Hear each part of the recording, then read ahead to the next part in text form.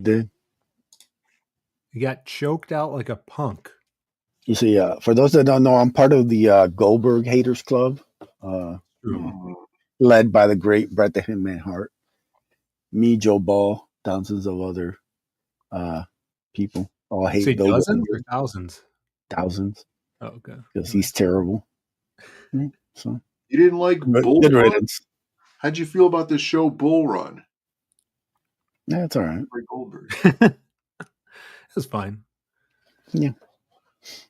Yeah. Did you see Bret Hart's statement about his end speech? Yeah, he would have cut off. He said, so at the end of the show, it was Goldberg was the main event. He lost, and then he started making a speech. He had like his whole family in the ring, and then NBC cut him off. They ended the program, and then supposedly I saw this on X, but Bret Hart said they let him go too long. He would have cut him off at his entrance music before he got into the ring, which I thought was pretty good. But shouts to the Hitman. What's up? Shouts to everybody in the chat. Good to see you guys. Full house. The chats are rocking and rolling already. Thanks for this, guys. Chat is rolling. Share this out, guys. We're going to be hanging out tonight. We got some food news this week, which is good. Oh, here we go, man. Last week was missing that food news, man. You know, we got all sorts of DMs, emails, people just ranting and raving. Where's the food news? I'm like, all right, we messed up. We'll bring it back this week. Come on, guys. Yeah, Brandon's on his A. With some grace. Yeah. Sometimes you're going through a dry spell. All right, we're back. We had a crazy busy weekend this weekend. It was wild, as people would say. Wild. You know, some people would say that. Wild. Wild. Wild. Wild. Wild. Wild. Wild. Wild. Wild. Wild. Wild. Wild. Wild. Wild. Wild. Wild. Wild. Wild. Really wild. He says wild twice while laying on the ground, having been crushed by something. But let's use in the chat here before we get started. We got Jab the first. Good to see you, Jab. We got Maromi in the chat. Citizen Ronan. Yo, Ronan, what up? Good to see you, Ronan. He says, if this were an actual professional produced show, I'd say it's shameful. All the people streaming over it. Yeah. It is shameful. There's a lot of people. Shame them. Rick Saylor in the chat. What's up, Rick? Good to see you. Rick, what up? We got some person promoting Angela's sumo stream. My goodness. Right. Oh, this was earlier. This was earlier in the day. Yeah, I mean, she's a big deal now. You know, she's gone past the chat. Now she's a full YouTuber full time. So that's right. Yeah, she lives off those Japanese people giving her money for sumo streams. Who else is here? Creators Outlet. What's up, man? Good to see you. Yo, what up? LE is here as well. Some person. Dale A. Dale, did you get your shell bean yet? It should be in the mail. Spaghetti. They went out Friday. Did you get a package, Edwin? No, not yet. Not yet? Okay. They're still on their way, people. Amy's here. Good to see Amy. We got Nail Bunny in the chat. We got Cranberry Langers. Good to see you, man. Cranberry, what up? What's up, everybody? What is up? I think that might be everyone. Howl, I see Howl in the chat. Jake, Jake Blues. Always great to see Jake Blues. Back. Hometown hero. He's back. The intern in the chat. Who's that? The intern in the chat. That's right. Camara is here. We got Hyper Wizard. Good to see you, man. Jake is oh, look at that. Beautiful shell bean. Yeah, Jake's a big advocate for he private messaged me. I got a private message from Hyper Wizard talking about shell bean variant covers. He's big on them. It's talk of the town, man. Yeah. DM Grissom lighting up a shell bean. We're gonna have to write up some legal documents barring him from drawing a shell bean. You have to get those 8 lawyers on that. Cease and desist. I mean, we might have to If he needs to do it, we might have to get him to do it, but only for us. He can't do it for anyone else. Yeah. We'll see. Zadman, attorney at law. Blade Comics presents. Well, there's gonna be variant. in the coming months some more special Shelby news, so I'm very excited about it. We may have just gotten Christmas, guys. Get ready. We might have gotten the greenlit. I know Brandon wants to do some more Shelby stuff too. We were talking about it earlier today. It's gonna be good. It's gonna be real good. Yeah, there's also crazy comic news, which we're gonna get into as well, which is really interesting. A little article we're gonna take a look at. But Chimera I got a package from Chimera today. And he sent me a book. He sent me 2 books. What's up, Sim? Shout outs to Sim in the chat. Sim, what up? You brother. Hope you're doing well. From the Great White North. Chimera Christmas 2 is right around the corner. I almost forgot. That's right. I guess this might be my early Christmas 2 present from Chimera. He sent me this manga that I didn't ask for. All right. Dreamins. He didn't tell me that he was going to send it. And I don't appreciate it, Chimera. It's called Dreamins of the Shadow Realm. Does it say Dreamins? I would say that it says Dreamins. It's by Hiromu and Arakanawa. Am I reading them backwards? Yeah, those are 2 mythical spider names.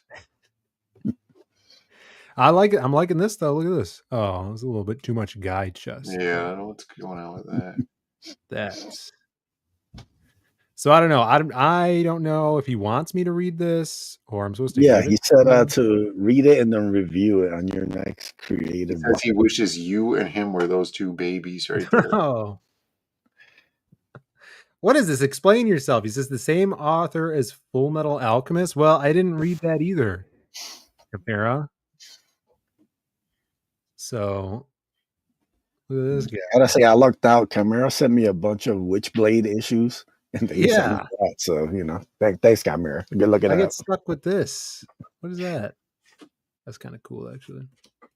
All right, I'm gonna send it to Hyper Wizard because he collects books and never reads them. That means you're just gonna end up throwing it into the ocean and hoping it gets there. Well, yeah, I put it in a bottle first. I got to find some sort of liquid container that could fit that book inside of it. So that's the first thing. The main thing he sent me, he randomly messaged me and be like, "Hey, do you want this book?" And then I'll look at it and be like, "I guess." And then he'll send it to me. And then I'll never pay him for shipping, right? That's where I really win.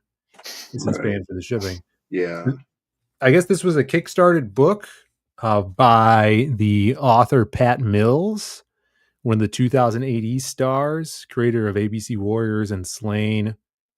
He does like all these European, what do they call them? Albums? Bond Dessinée, whatever James Bond thing. It's like a European, it's oversized, you know. It's got, who is that? Does that remind you of anyone? No. Not me either. It's about a witch, and then it's also by Led Riot. It doesn't say Ledroit like Detroit. Maybe, I don't know. Detroit. It's called The Shadow of Shah. No, The Shadow One Shah. Yeah, the Shadow One Shah. Or is it Shah the Shadow One? The One Shah. Yeah, I think you're right. The last one. Shah the Shadow One? The One Shadow? Shadow the One Shah. Who did this logo? Am I just retarded or what's going on here? It's not a great logo. I mean, people get paid a lot of money to ruin comic book covers with these logos. And then look at this. This is why he sent it to me. It's because it has this big, like he was gnawing on it. He didn't have enough money to eat lunch that day. Man, stop letting your dog near these comic books. Yeah, did Bruce do this? Your Rat Boy. It's either Chimera turned into Rat Boy or Bruce the dog saw this was tasty. So there we go. What's up, K-Plan? Good to see you in the chat. What up? It's about a witch. Look, it says in France, Lara is a 16-year-old girl accused of witchcraft. She burns at the stake and then she dies.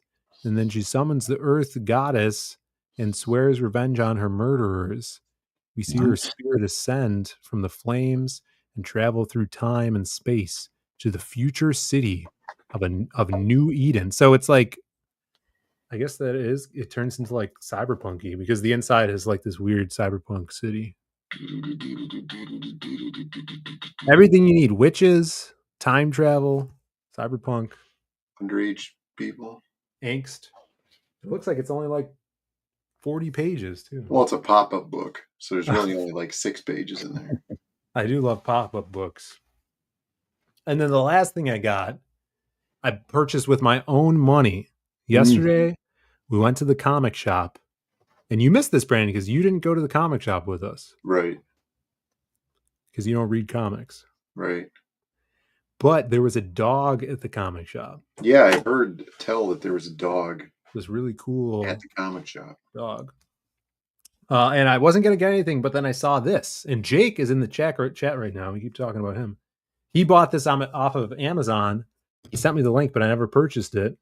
And so I just got it at the comic shop. This is the 90s X-Men manga. Put out remastered X-Men. Manga remastered. Look at this. And from what I have been told, I might be making this up, but I think it's based off the 90s animated series. Oh, yeah. Just the 7th season, whatever the last season was, that was more anime. I hope not. That was the worst season.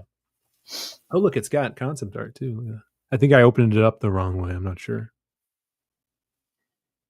Yeah, it's Morph. Look, it's Morph. So it has to be based on the Michael Jackson's favorite character. That's right. Rest in peace, MJ. Yeah, Michael Jackson. Got some Storm there. Who else is over here? Teleport. Or bad designs, except Cyclops, but you can't help being terrible. Let's see what else we got in this thing. I think this is the front of it. Oh, look at Jubilee. Big round-eyed Jubilee. Oh, she looks like Speed Racer. Yeah, ridiculous. Look at Beast. What is that? What the hell?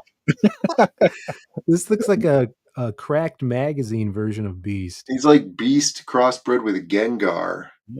Yeah. And then who is this next to Cyclops, in between Cyclops and Wolverine and Gamma? Is that supposed to be? It must be more. It looks like a chick, man. That's how Michael Jackson transforms in the mirror. This is the only thing that Michael Jackson's read of X-Men. Yes, he's only read the manga version. He thinks that's the real thing. He's like, I love. Look at this. Is the opening scene from Night of the Sentinels. Yeah, Jubilee's foster parents talking about her. Yeah, look at that huge, terrible lettering that's in all manga books. Oh my God. They need room for the big characters. Yeah, to those 3D asset couches that they're clearly putting in here. Jubilee's a mutant too.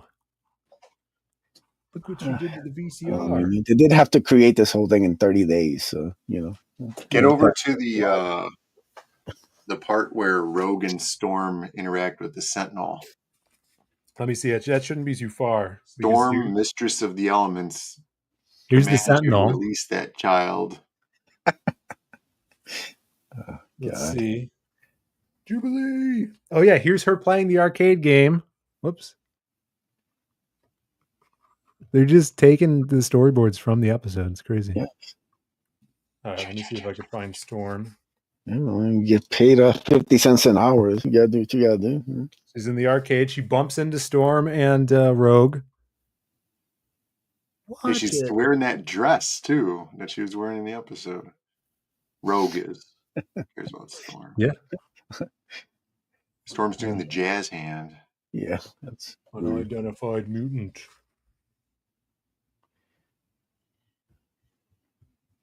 Here's a first appearance of Gambit too. There he is. No, he doesn't look terrible. This is literally the first episode of the animated series, just drawn as a manga. Mm-hmm. Yeah, so I guess this came out in Japan a little bit after the cartoon. Yeah, man. Suckers pay like 100 yen for this. What the heck? This was only $27. Yeah, Target located. Oh yeah, here's Storm, Mistress of the Elements, her transformation. Is she saying it? She just says, "Let the child go." She doesn't do her whole speech.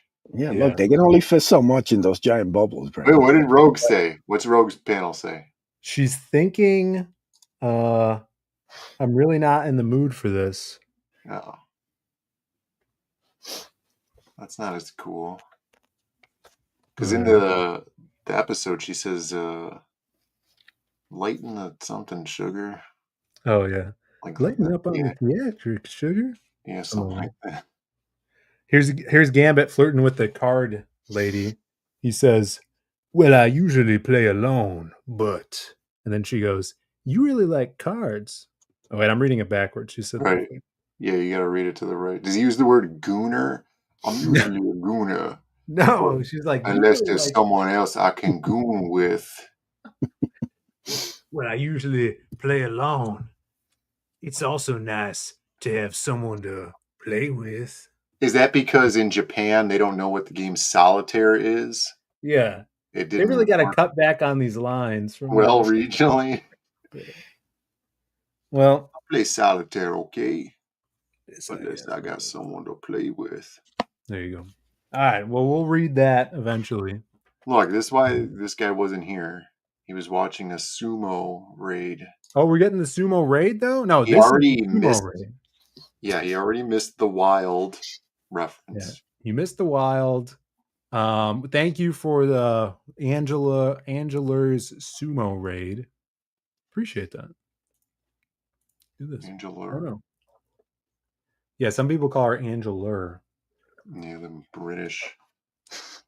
But yeah, I got that X-Men thing. Got some some stuff to read. I still have a bunch of stuff to read, so we don't need any more books, okay?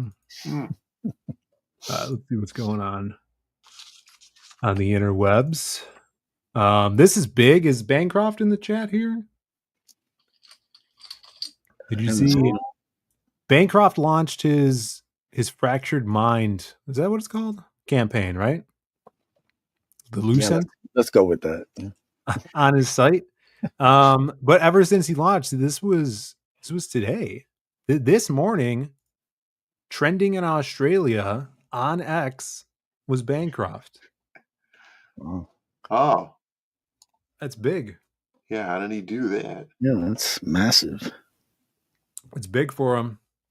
So if anyone, we got some mods in the chat, if you could drop the Lucent link. That's right. And we can't let Australia beat us in funding the Lucent. Yeah. You know? Let's keep it going. Let's keep that momentum going. Let's have Bancroft cross the oceans and trend somewhere else. Yeah. So shout outs to Mr. Bancroft for trending. Let's see. He is doing more forehead streams. Yeah, I saw that last week. Criminal Mastermind, Michael Bancroft. I backed his book last week. So. Succulent Chinese meal.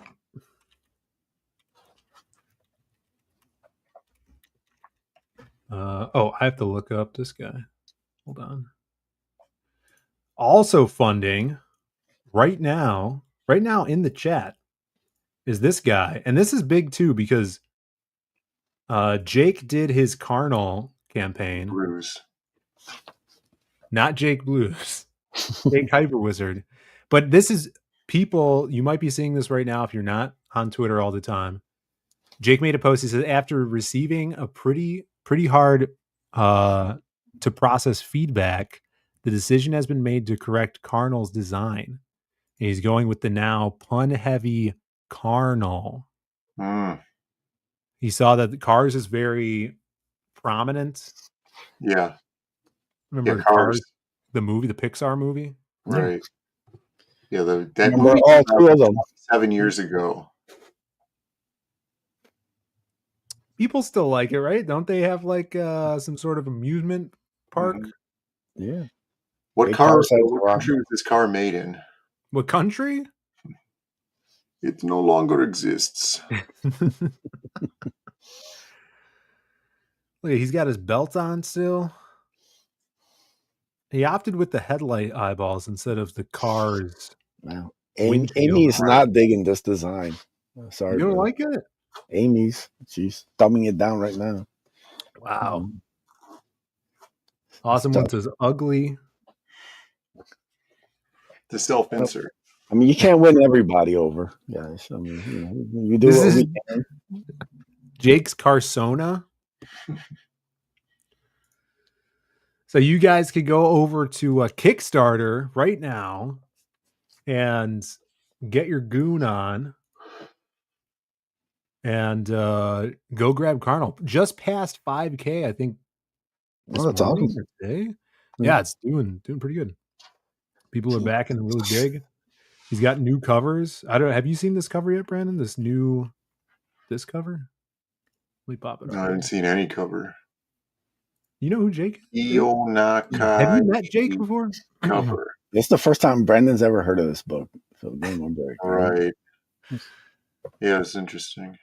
Look at butt. Yeah, there's a butt on the cover. That's good. Blue butt there, yeah. Is that a giant mirror? To understand that this is a giant mirror? It's a spyglass, right? Yeah. But then when like that little guy's like, dude, Carnal, you got to check this out. This is amazing. And then he passes it over to Carnal, right? And it's like some sweaty, hairy guy like washing his face or something. He's like, oh, God, what are you looking at? Yeah, it's very much like a Adam Sandler movie joke. There you go. Guys, go back Carnal. A plethora of covers over on here. He has this thing that he calls the Ouroboros cover, Brandon. Mm. Now, what would you think an Ouroboros cover would entail? I think it would be a mispronunciation of like an Ouroboros. Yes. Right? Yes, exactly. It is. What else says that? These Brits, they don't know how to speak English. Ouroboros. Yeah. Well, what would you think an Ouroboros cover would be? I guess it would have to have like one of those extra flaps on it from the back, right? And then it would overlap itself where the cover would touch the back cover then. Yeah. I would want to do more of a Mobius strip cover, right? Where the cover of the entire book is one solid cover all the way around the entire book and it wraps around on itself. Yeah, it twists into itself. Yeah, because it's an object with a single surface. Mm-hmm. Yes. That's what we'll have to do next time. We'll have to up this Ouroboros. What is this Ouroboros thing? What is this? It's like it's a wraparound cover that meets itself. Oh. So if you just call it a tube. Right. I said if you form it into a tube, you'd be able to spin it like a cylinder. It's basically for tumblers, when you're making right. Yeah. Yeah, when he hits that Mobius strip cover, then I'll be impressed. Yes, exactly. Tank Ferret says, Phil. Oh yeah, did you see this? Buzz? Phil, did you see the store stole from you and Sontag? I want a Crimstone Reaper Destroyer all over print shirt now. Did you hear about this, Buzz? Hear about it. I ordered 2 shirts, man. No. He's their biggest customer. It's like, hey, great deal. Great deal. Looking forward to rocking those next hardline. What was the website called? Does anybody know? It's something where. Yeah, it was called We Stole Your Shit.com. Yeah. VietnamShysta.com. Ware Avenue. It sounds like a werewolf movie. It's called These Designs Aren't Ours. Like a shitty Sesame Street knockoff. No, Wackass, you weren't supposed to buy them. So I did get the okay from Fowler and Sontag to make these shirts. Joe has sent in a report. They're even using the characters' names. Joe Mama, right? Yeah, The problem they want is people to buy them. we wouldn't be able to get up to an 8XL. So we wouldn't be able to support, I would say, probably 30% of the people in chat. You can do what you can. You know what I mean? 8XL. You can only go to 5. You can only go to 5. I mean, Right. 5 is, I think, the largest we can reasonably go. That's 5, what what it is. People gonna have to lose some weight, slim down. Man, 6XL hoodies. That is amazing. Those aren't shirts. Those are tents after once you get to XLs. That's a tent. You can just camp in one of those. So we're going, if I have some free time this week, I'm going to see if we could put this shirt up on our site because it seems like people do want them. Yeah, man, that's a great design. Yeah, I'm going to send some to Joe and Matt. And and then also I'm going to file a report. Or maybe you should, Brandon. Me? Yeah. Yeah, Brandon. It's official when it They're comes not from going to me. do anything. Oh my god. They're going to go ha ha ha ha. No. It's a Squarespace site, so they Brandon, might force them to just take it down. title it cease and desist. It works for WWE. Yeah. But you know? just like when we had that issue with Galloping Ghost Arcade and that Supreme crossover arcade cabinet, nobody would pull down that stuff because we didn't have an actual copyright like filed with the US government to show that we owned that stuff. Yeah. And they're in Vietnam.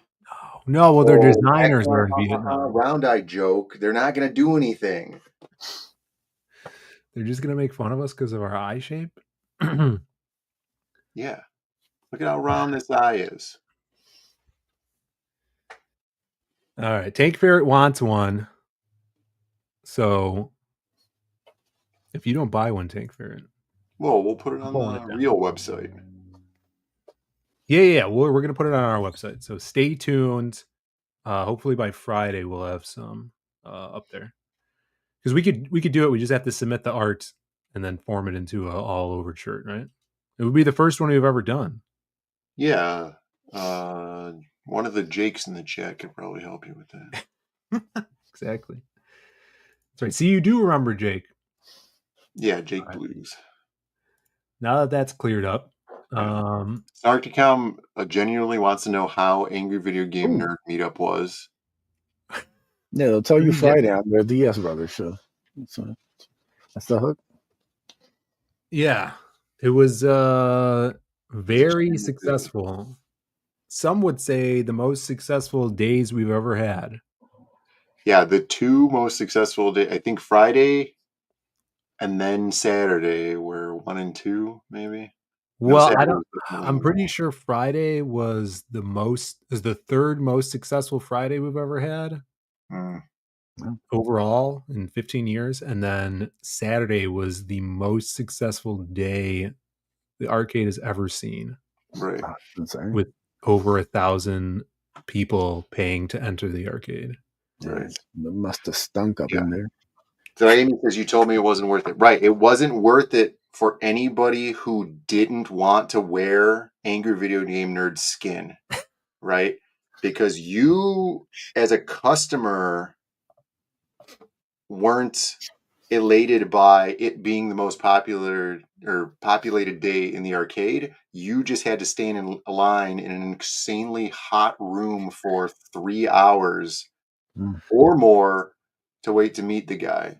But the people did, and they were very excited about it. But like, if you kind of don't know who he is, it was not worth going to. Everybody knew who he was, though. Right. The people that really, really knew who he was were very, very excited. Yeah. So much so, they limited the tickets to 200 tickets. Tickets were free. They were first come, first serve. Tickets basically ran out at about 3:30 p.m. every day, even though the event started at 5. And there were still people thinking that even though the event was supposed to run till 9, they thought that they could show up at 8:30, 8:45, and then get in line to meet this guy. Crazy. Yeah, it was crazy. That I took, so we won't have to worry about copyright. You took a picture? I sent it to you on Twitter. Should I pull it up? Sure. So, Angry Video Game Nerd, Nostalgia Critic, and Cinema Snob were at the arcade signing autographs. Oh, yeah, here you go. It was the weirdest meet and greet I've ever seen because so the two guys in the black were like adjacent hanger honors, but the guy in the white was like your headliner. Mm-hmm. And then if you were going to get your autograph from the two guys in the black, they were just at a table signing autographs. But if you were going to meet Angry Video Game Nerd, you got to sit on the sofa with him and take a picture with a Nintendo controller as if you were playing Nintendo with him. It was really weird. I was like, they should do this at Exotica. Didn't some of them want pictures with all three of them or no? Yeah, like on the couch. I guess you couldn't fit more than 3 people on there. Yep. You could. Yeah. I mean, if you're wearing an 8XL shirt, then definitely not. Yeah. There you go. Yeah, it was hold on. Crazy. Super crazy. The critic is not a hanger honor. He tell you at this show, he quite was. He was not headlining the show by any means. Which one is he? Oh, he's the guy. Well, he goes to conventions. I see him at C2E2 and Fan Expo all the time. One of the hanger honors at tables. What's up, Genko? Genko. Welcome to the show. Isn't that the Shadow's real name? Or the Shadow's ancient mystic name from the movie The Shadow? I think so. I think you're right. Cider is here. What's up, Cider? I think I saw someone else that's new to the chat. Oh, K-pop. What's up, K-pop? Good to see you. Yeah. Hi, and Janinas. Hi, Henyath. What are you saying? Henya, oh yeah, he asked me this. I don't know who that is. Jack, Henya the genius quote tweeted someone mentioning it. Was she there? I missed her last couple of streams. I don't know who that is.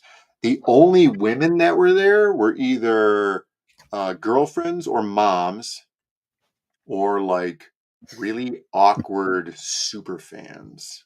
Mm. Henya the genius is a VTuber, Jav? Is this a VTuber? Let's see. Oh, this is why I didn't recognize her. I didn't see anyone that looks like this walking around through the arcade, Jav. I heard that, but I couldn't see anybody. I did forget Jav is a big VTuber fan. Let's do Jav. Yeah, I don't know. How would I? Is this person like? Do they also show their face? I don't think that's there were other people who were like, "Oh yeah, I've done some collabs with one of the guys, and so they kind of know me," or some other people. There was a lot of people that were just like, "Oh, I didn't get a ticket. Is there any way it would mean the world to me? He did this," and it's like, yeah, everybody in line that showed up at 11 a.m. for this 5 p.m. event feels exactly the same way as you do. Everyone gets the same amount. So you should have asked them how much for everybody. Yeah, that's why you should have asked them how much it meant to them to see them in cash dollars. Ooh, I did successfully get a guy to scalp his ticket though. Why would he do it? The ticket was free. Yeah, so the tickets were free, but they were extremely limited, and there were time blocks. So there was 4 colored time blocks, 5 to 6, 6 to 7, 1. And on Saturday they were running an hour and a half behind. And then so these 2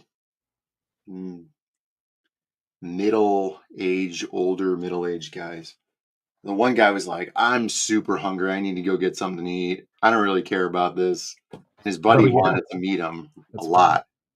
And then he's like, I don't know. What should I do with this ticket? I'm like, and it was maybe 8 something on Saturday. So all the tickets were gone. Everybody was like clamoring to figure out some way to meet these guys. And I was like, there's a guy walking around here asking people to sell their tickets for $80 and nobody would do it. Like, you find that guy and you get $80 out of him for this ticket. Did you find him? He found him and he sold his ticket for $20. Oh my god. Yeah. Well, and then the guy was kind of like, oh, okay, yeah, I guess I'll meet him. Like, he wasn't even there for that, apparently. It was super weird. That's weird. Yeah, the place was packed. It was crazy, especially Saturday. Insane. This was interesting. Speaking of arcade games, we have a game at the arcade called Cliffhanger. You know this game, Brandon? Yeah. It's a Laserdisc game. Sylvester Stallone? No, it's a Laserdisc game where it's like Dragon's Lair, where you choose the direction you go in. But it's all the footage is based on the anime of Lupin the Third. And this was big news. Big news? Yeah, let me pull this up here. This guy says, what if I told you back in 2020 there was a drug bust in Italy called High Impact, and the gang they busted had I kid not shitty Lupin the Third masks of Lupin, Jinjen, and Gomon, which I'd never seen. It goes to show you how popular this is, I guess. And then this was quote tweeted by Jake and says, no, that's just Brandon and Phil. It kind of looks like monkey masks of us. Like if we were in the band Gorillaz. Yeah. Yeah, what is up with this? It's freaky. And why do I have a cigarette in my mouth? Yeah. That's cool. That's super cool. Yeah. I wonder if they bought these masks from that same place as doing t-shirts. Yeah, the Vietnamese online store. You know? Brandon and Phil Diaz brothers. It's like they almost get that likeness right, almost. You know, it's like it is uncannily on. Yeah, that's branding right there. Now, if we could only buy, like, I'm sure there's a warehouse full of just these masks. Yeah. And if we could buy them, then we could put them on campaigns. Right. And brand them. Right. Yeah. Hey, you Yeah. can stick up. If you ever want to hang out with us, but you live too far, you could just hire some bum and make him wear this mask. Mm-hmm. Yeah. I should listen to the Lupin the Third opening song. Maybe. Some guy was at the arcade the other day. Actually, it was on Friday, and we were in line, and he was talking to Doc about that game. And he's like, oh, yeah, do you know Cliffhanger or something? My friend worked on it back in the day because he worked at whatever company made it. And I'm like, they just took animation from this anime, Lupin the Third. Like, she's like, yeah, he was working on some drawings for it and something. Like, it's just scenes from this TV show. Yeah. Maybe he did the logo. Yeah, I guess. Or yeah, maybe he did like the art for the cabinet. Or programming. Who knows? So that's big. That's big news. That's out there. Yeah, it's funny. We got to track those masks down now. Yeah, we missed this. This was July 10th, 1998. Big movie. Small Soldiers came out. A couple days ago, a few days ago. That's a good movie. I should really good movie. Very good movie. Inspired by a short story by Stephen King that they did on a TV episode on, which It's kind of similar. This is probably one of the best Stephen King movie adaptations. Well, it's there is. inspired. It's not based directly on, but the writer said he got the idea from a Stephen King short story. Yeah. Who wants to watch 25 guys walking down a road or a bunch of action hero action figures fighting a bunch of freak monsters? That's true. I mean, this, yeah, we'll have to see once The Long Walk comes out in theaters this summer, based on a Stephen King novella. Right. Or the new Running Man film, also based on a Stephen King novella. People are saying it's the summer of Stephen King. Other people are saying it's the summer of Michael Cera. Dude. You know, that guy got weird looking. He got weird. He's always weird looking. What are you talking Yeah, about? but it was like endearing when he was a kid. And then when he was a teenager, it was like, oh, he's just an awkward looking teenager. And now he's just a weirdo, like a weird looking guy. Yeah. Well, if you're a fan of Small Soldiers, Snarticon with the big news. What is this? It's coming out in 4K. Small Soldiers. It's already out. Oh no, July 22nd. I thought it was July 7th. It's coming out. Yeah, that's gonna be awesome. Is there a steel box though? Snarky. Let me know.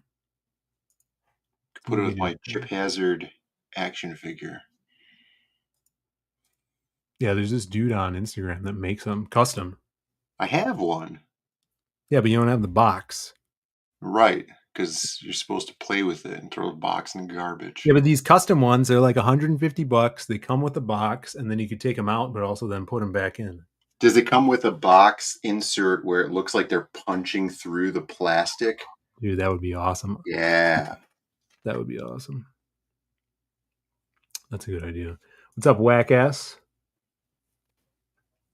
Oh, look, Angela's here. Thanks for the raid, Angela. I hope you had a good sumo stream. I hope your favorite sumo won. Is that how that works? Sumo won. Yeah, I think Sumo wins every episode. That's right. Shout out to Sumo. Sumo here. Let's get my last joke from last week. He's boycotting the show. All right, we're gearing up for some food news, everybody. I hope you guys are hungry. Hope you didn't eat too much. It seems like a lot of snacks, Brandon. Yeah, so there's this store. All right, so there used to be this thing called malls, and sometimes you can find one that's still open, at least partially. Right, the haunted mall that never closes. Yeah, and there's this mall over here which has a store in it. And the store is, imagine, right? Uh-huh. That's what I'm thinking. Instead of it just having like child-sized trains going around everywhere and bathrooms that are conveniently located underneath the escalator, this has a store. And the store is called Those Snack Guys or something like that. What? Yeah, and it's some Indian guy, not unlike Apu from The Simpsons. Right. And he's very friendly because he stands up and watches you while you're looking at everything, to make sure that all of your needs are attended to. That's friendly? And, well, yeah, he's keeping an eye on and making sure, like, if you have any questions, he's going to be right there for you. All right. And they have all kinds of different snacks from all over the place. And by place, I mean world. And this is one of them. Well, this was actually at a different store. Oh, my God. They have, dude, there's so many Asian stores in that mall now. Especially if you count the international food one. There's like 5 or more Asian stores in that mall. Konjac brown rice roll. What could that possibly be? The brown rice roll. Is it like Chin Chan is promoting the product, it's good. Is that like a ho-ho that Shelby was eating last week, but made of rice? I should have bought these so you could try them. Oh. I think I forgot that drink at work. Later. Dude. I'm leaving the office. See you later. Yeah, I'll see you later. Don't forget that drink. Yeah, I got it right here. All right. See you later. It was there. It's still right there. Uh-huh. Unless it's in my Still car, but I don't think it's in my car. It might be in my car. Well, we'll save it for next week. I was supposed to taste test a Liquid Death. Yeah, that's what this was, right? Liquid Death. Whack-ass forgot his at work too. It was a Fruity Pebbles Liquid Death cereal flavored. Mm-hmm. Did you try it? I did. But you won't tell me if you liked it or not. Brett, I wanted your reaction on stream. Now it's messed up. It's ruined. Should I run out and see if it's in my car? It doesn't matter. It's not in your car. It might be in my car. It's not. Think I grabbed it. You can go see if you want. All right. You guys talk about this now. Turtle chips. They have this other store at the mall, and it's like a bunch of Asian stuff where they have the, I guess from like Japan, they have like those vending machines where you put in the token and then you twist the thing and then the little ball comes out with like a toy inside of it.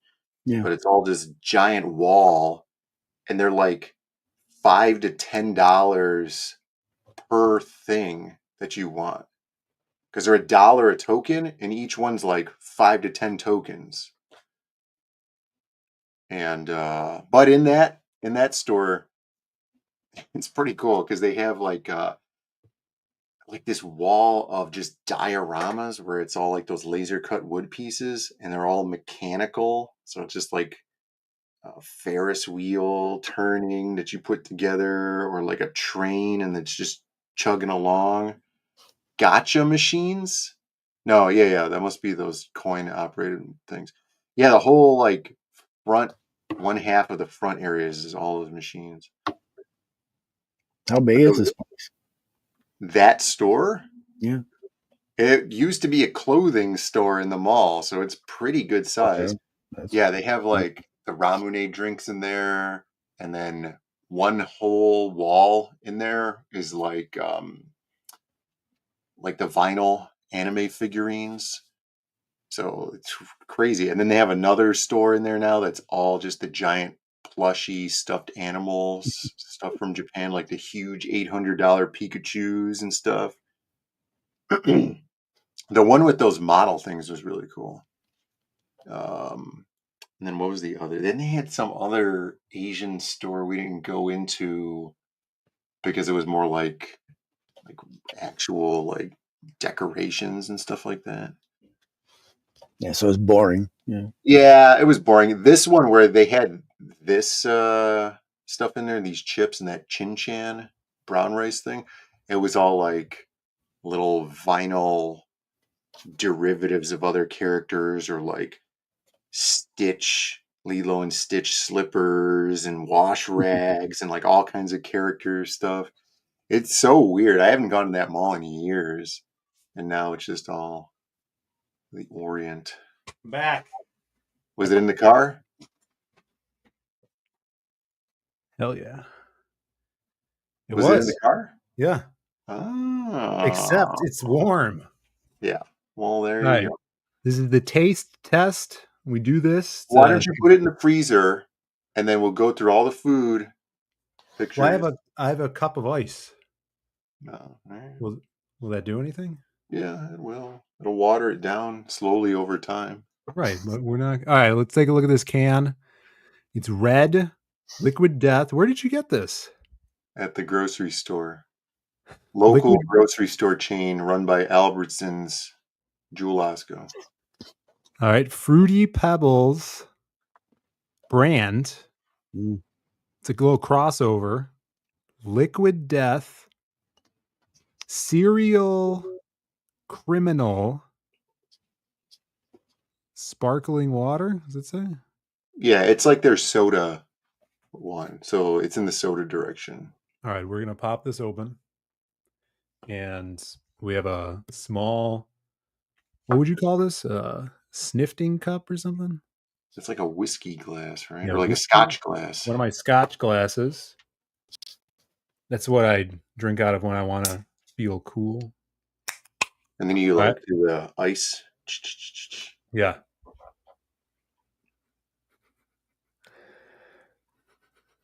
It smells like Fruity Pebbles. Let's see. Did you see what color it was? No, I didn't. It's transparent. I think all their drinks are clear because they're not using any red dye 40. Can you hear that? No. Yeah, we can hear that. I can't hear it. You hear it. My speakers don't have any low end. The physics is working. I could feel the glass getting cooler. All right, so we'll wait a little bit. We'll go through some more food. Did you guys talk about this one? No, I was explaining all of the Asian style stores. Turtle chips? Yeah, man. If I was into seed oils, I probably would have bought these turtle chips just to see what they looked like. Because they look like they're multiple layered chips. It looks like bacon to me. No, it's like a flaky layered biscuit. That does sound great. So this is like the turtle candy, like a peanut caramel chocolate? No, dude. The chips are called turtle chips, and they have all kinds of different flavors. Oh. Like the one on the right that's not in the photo there, just barely in the photo, is chocolate churro. Wow, so this is okay, so this is caramel popcorn flavored? Yeah, the original one is turtle flavor. That's the one on the bottom there. That sounds horrible. This next one is Japanese Doritos. Yeah, I think we've shown this one on here, but I like how the bag is really fancy and highbrow. Yeah. Roasted chicken flavored chips. My goodness. Yeah, I'd try those for sure. No problem. That is fancy. The fact that they're Doritos instead of potato chips, they probably would be amazing. Yeah, definitely. Corn based. I like that. All right, this is kind of cool now, the drink. So I'm going to give it a whirl here. I'm going to smell it first again. Now, this is the Fruity Pebbles Cereal Criminal. What if it was white like milk? That would have been funny. I'd be fine with that. It smells like Fruity Pebbles. All right.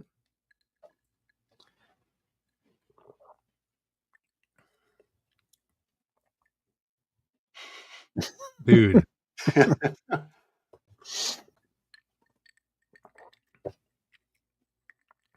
Dude, it tastes like Fruity Pebbles soaked cereal milk. It delivers exactly what it promises. Yeah, that's crazy. Yeah. Like if you were going to vote for a president who was going to deliver on his promises, cereal criminal, liquid death, Fruity Pebbles flavored. He had one promise. The drink would taste like Fruity Pebbles. How close did you get the milk flavor? I mean, there's not really a milk flavor, is there? There is it tastes so weird because it's not milky at all, but it tastes like the milk that the cereal has been in. Wow, that's crazy. It's so weird.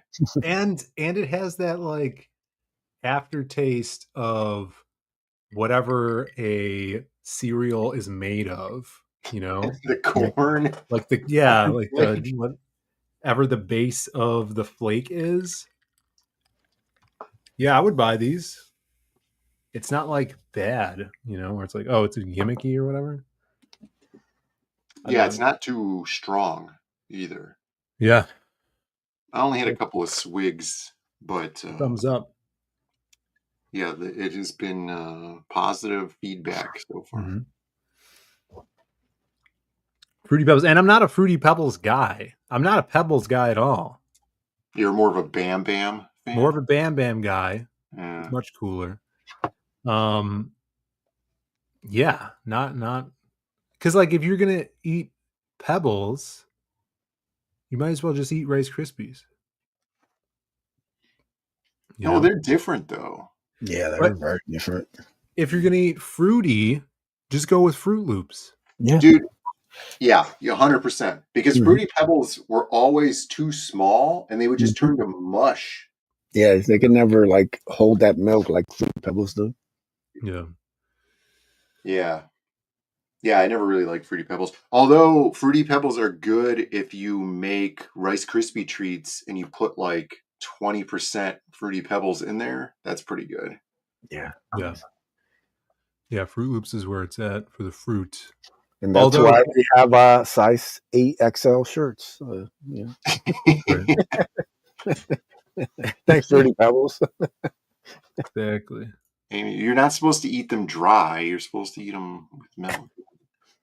Yeah, use some milk. What kind of savage just scoops Fruity Pebbles? Is this more chip? Is it Lay's? Yeah, this is Lay's steak flavored chip, I guess. Wow. I would have to try those. Yeah. Girlfriend said that they're really good. Yeah. She apparently buys them. Yeah, that would definitely be. Yeah. They again, the bag is so fancy.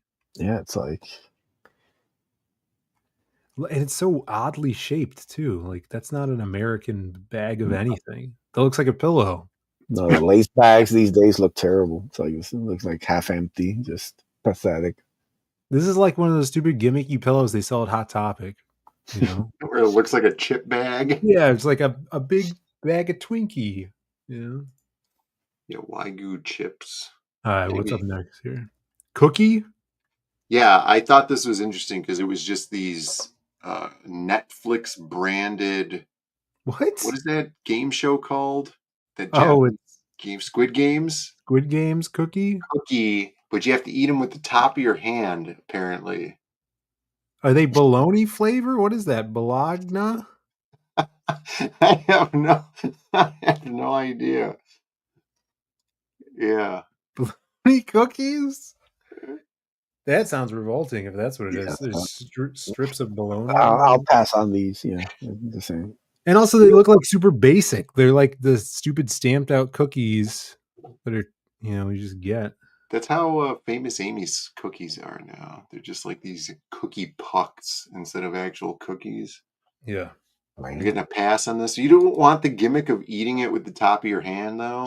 I thought that was brilliant. Jim Alaska says they're S tier.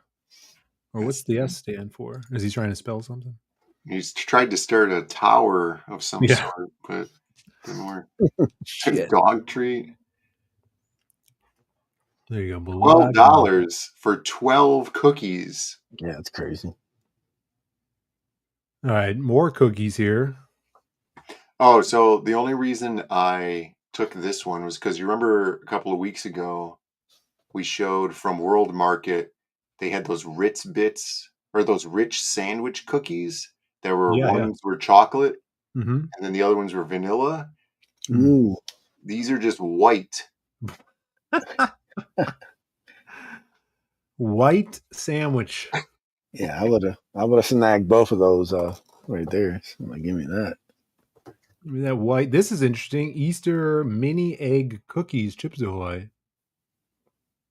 Little chocolate eggs in there.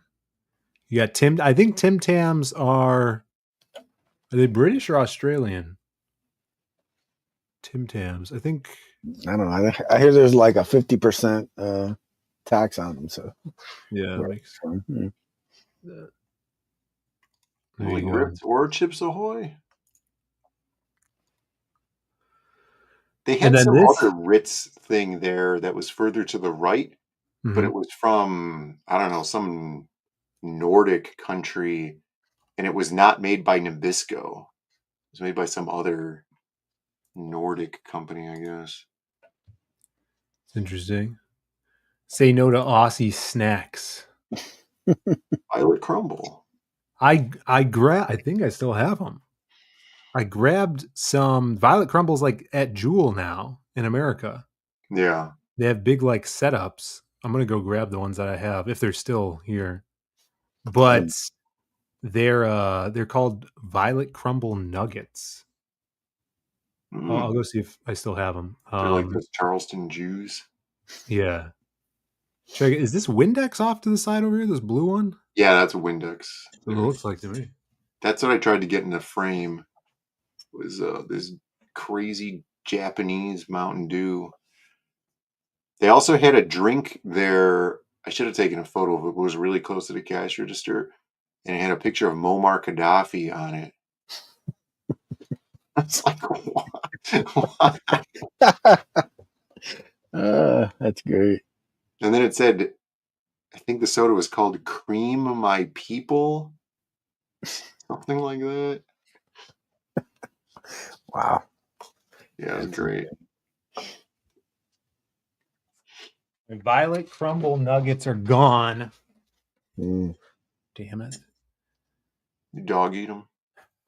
No, but the issue with them is they looked like milk duds.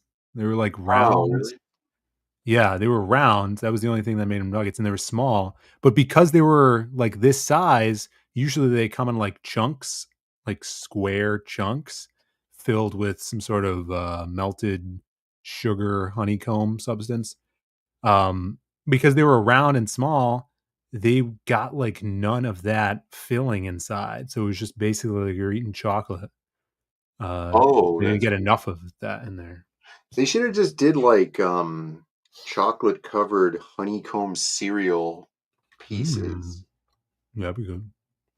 And then what you could do is let it melt a little bit and then throw it in the refrigerator, and then you'd have like a chocolate bar filled with those. That'd be good.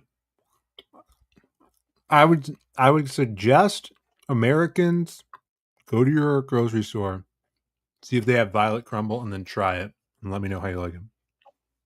It's in a purple bag. Or the bars. They have bars too. All right, what'd you think about this one? I don't know. I guess it's an energy drink. Natural energy. Yeah, 100% natural ingredients. A little suspicious. Scorpion. I feel like that tracks. There's only one can left, so it must be good. True.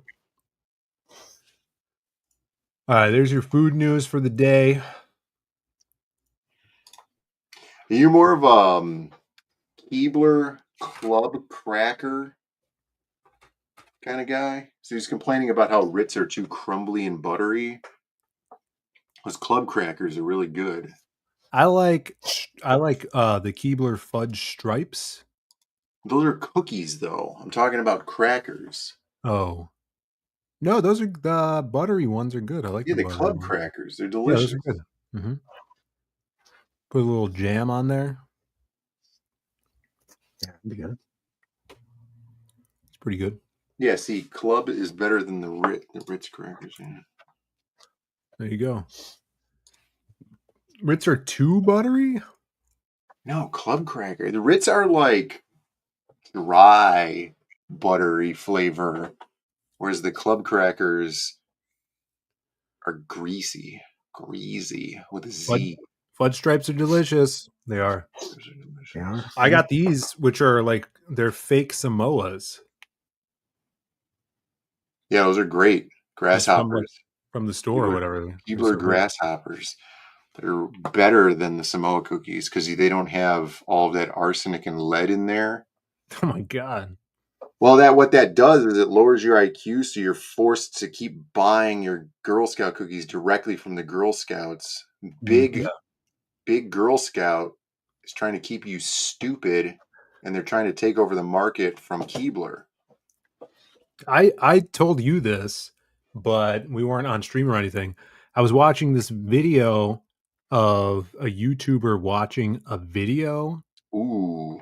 Yeah, it's like Inception. That a streamer made going a day. I guess it was on YouTube too. So he was a YouTuber as well. It sounds like the pitch for a Black Mirror episode. Right. And this guy, the second YouTuber, was going 3 days with only eating things with red 40 in them. Oh, yeah. And he would cook pasta, and the pasta had to be cooked in water that had strawberry syrup in it. So it would have red 40 in it. Why would you do that? I would just go get like a bunch of Skittles. Yeah. You know, Skittle Getty. I'd be making Skittle Getty would be way better than raspberry pasta or whatever the hell he was making. So he ate like, Hamburger Helper with like Cheetos, and then he ate a lot of strawberry zingers, Hostess zingers. And so at the beginning of the video, he went to Walmart. He bought only things from Walmart, and they don't sell meat at Walmart, or the one he was at. So he was going to try to buy a bunch of like steaks and stuff. So he had to get like trash, like Hamburger Helper. Anyways, he was looking at the ingredients, just making sure all the stuff he was getting had red 40 in it. And some of the things had red 40. And then there was this other ingredient called red 40 lake, like the body of water. Right. And he's like, I don't know what that is, but it qualifies because it's red 40. So the first YouTuber whose video it was, shouts to Cody Co. It was his video. And he's like, what the hell is red 40 like? So he looks it up, and it's red 40 with aluminum in it. So the red dissolves less in water. Yeah. Here, I just asked Grok. Red 40 Lake is a synthetic pigment used to color food, cosmetics, and drugs. It's made by combining red 40 dye, a water-soluble colorant derived from petroleum, with an aluminum substrate to create a water-insoluble powder. This makes it ideal for products like candies, makeup, or coatings where you don't want the color to bleed or to dissolve in water. It's FDA approved, but controversial due to its potential health concerns like hyperactivity in some people. So you have people buying deodorant that has no aluminum in it, but they're out there not realizing that they're eating insoluble aluminum powder because they want to eat red candy. Check it out. I don't even think people want to eat red candy. These companies just want their candy to be redder than their competitors' candy. Well, it's because the kids and the stupid people. It's banned now, Daly says. Well, should I grok it?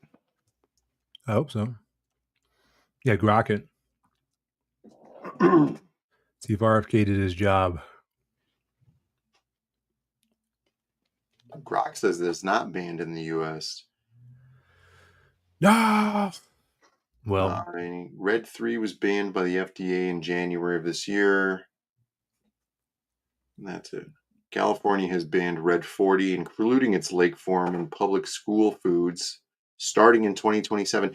That I don't understand that, where they're like, these ice cream companies are voluntarily removing red food colorings or whatever food colorings from their food within the next 3 years. Like, why don't you just do it now? Yeah. Do it now, and then figure out your new recipe, because the dyes aren't adding anything except for color. No. Right? They're not adding consistency, texture, or anything except for color. Just sell a bunch of blank colored food or ice cream or candy for the next 2 years until you figure out a good colorant. It's already made, Brandon. Every year they make 3 years worth of product. But then you could do like the relaunch, the new colorful, in 3 years. Yeah. You wanted it back. You wanted red Skittles back. You're tired of strawberry Skittles looking all plain and white. Well, red Skittles are back. This is the issue. Rick says, our government said it was good. That's good enough for me. Yeah. There you go. All right, let's get into this new new prospects here. This is interesting. Now, I before this article came out, this news dropped. This morning, I got an email. This is about a Global Comics, right? Global Comics online platform. Just dump it in the ocean. You can find our books on there. Really cool digital comic reading platform. You have the link in the description to our, I think we do. Maybe we don't. Someone drop it if we don't. To our Global Comics account. But every like couple weeks, I'll get an email with a analytics breakdown of how much money we've made off of people reading our books. And then also we'll get a breakdown on how many reads we've actually accumulated in a specific amount of time. And I got one this morning. It was from last week. It was like, oh, here's the readers you've had from last week. And it's the most that I've ever seen in 1 week's time, which is like that I can remember. It was like 30 new readers in a week, which was surprising to me. I'm like, wow, that's crazy. And I've noticed an uptick in people following us on Global Comics. In fact, Comics Wellspring, which is this article is about, which is a comic company that does print on demand. They've been printing books for years. I know a lot of people that have used Comics Wellspring. They followed Zaid Comics on Global Comics, which is like, whoa, that's weird. They have an account and they're following us because it tells you when you get new followers. And if you make an account, you can name yourself whatever. So I'm like, oh, that's cool. I'm sure not whatever. Oh, you could name yourself whatever. I don't know. Maybe. Oh, I was thinking the specific word, whatever. Yeah, maybe they have, who knows if we could name. You guys could test us. Citizen Rose says that follow was a mistake. Maybe. But it happened. But the breakdown's really cool. You could see like how many people read which title. I think we had like 15 reads of The Lost Pages 3 on there. It was really cool. But then this came out later in the afternoon. Comics Bulletin. Indie creators rejoice. Global Comics and Comics Wellspring have joined forces to launch a creator-first print-on-demand solution. Now, I did see that Comics Wellspring has a YouTube channel. I just subscribed to it today because I saw that they did a stream interviewing one of the guys at Global Comics, and I just caught the tail end of it. So I had to. I'm gonna watch it later. So that was really cool. I saw some other creators in that chat. But let me see. I have not read this article. But this is on Comics Bulletin. Bulletin. It's a little sus. Is this a final solution? We'll see. Partners with Global Comics Wellspring partnering for print-on-demand service. And I think that Comics Wellspring has been offering this for a little bit. Just for their, anyone that wants to use them. But let's say in a game-changing move that's sure to make indie comic creators and publishers around the world rejoice, both Global Comics Wellspring have joined forces to launch Creator First print-on-demand service. You could read the full press release below. Should we read it? I'm going to skip this opening paragraph. Starting in the US and expanding globally, Global Comics Print gives creators and publishers, this should be a space here, the unprecedented ability to sell professionally printed copies of their books directly to fans without managing inventory, logistics, or costly minimum print runs. Should be a space right after this period. With the service, creators can sell their printed comics without upfront investments on Global Comics via personal storefront and direct social media links. International publishers can sell their books to U.S. consumers without fighting for shelf space or dealing with tariffs, Brandon. Yeah, it seems like there's a lot of grammatical errors with this. paragraph. There's no space between this word on and global comics here. This was rushed. So they just made the deal today. Runs.with wouldn't even be searchable as a URL. I mean, I get it. I've had some grammatical errors in my day. No capital letters in the middle of a word. Yeah.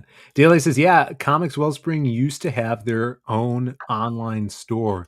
So this is cool because, I mean, obviously for international creators, print on demand stuff is valuable for that. I believe Chimera has used Comics Wellspring to print one of the SOS books. Is that right? Is Chim in the chat? And they do good quality stuff. They had that first SOS had this really weird like texture to the cover. Do you remember that, Brandon? It was like a dragon. Yeah, I think that's how they were sneaking the COVID virus into the country. Is there was like these little pop-up packets underneath the ink on the covers of SOS. It worked, you know? Yeah. That's what I like to see out of my comic printers. And I think Buzz, if you're around, have you used them before? I don't know if Buzz is around. Yeah. Yes. Yes. Well, that's good. Well, they're going to put us out of business now. We just spent $75,000 on paper to print these cowboy books. Yeah, we'll do an update after this. No, but this is cool because you could just have a Global Comics account. People could read your stuff digitally, and then they could buy the printed copy from Global Comics and Comics Wellspring. We'll ship it to you. Pretty awesome. Right now, I was just talking to my creative block buddies about this because we're on Global. And since Brandon and I are doing this Western through our own website first, we won't have a way to link Global to our crowdfunder because it's not on Indiegogo for my comic or Kickstarter at first. But what you can do is you could become like a monthly subscriber as a creator to Global Comics. Then you can link your website directly to your account, which I'm thinking about doing. But if once we do like volumes, like a volume 1, something that's more like 80 pages, we could if we wanted to do print on demand, and if it's not like a huge cut for us, that might be something to look into. But it's cool. I'm really impressed with Global and how they just keep upgrading their stuff. But doesn't this go against the old saying of never buy the comics when you can get the digital for free?